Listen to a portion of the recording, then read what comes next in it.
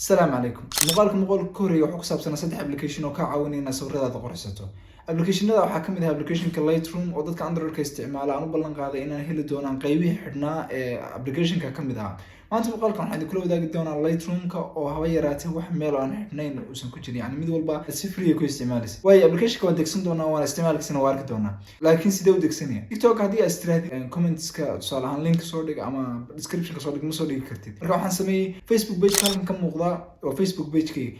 isla muuqaalkan hadda aad daawanaysid korkiisa waxaad ka helaysaa linkiga applicationka Google Drive marka ku dhufatid isaga toos ku keenaya qaabka u degsanaysid iyo waxba insha Allah wada arki doonaa laga yaabaa dad badan inay fahansan dadka qaybna inaysan fahansanayn baa laga yaabaa marka wada degsan doonaa waxaan ku leeyahay ila soco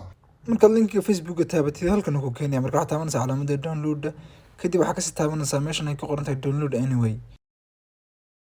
waxaad taabanaysaa download anyway bacdina sidaas uu kugu soo degaya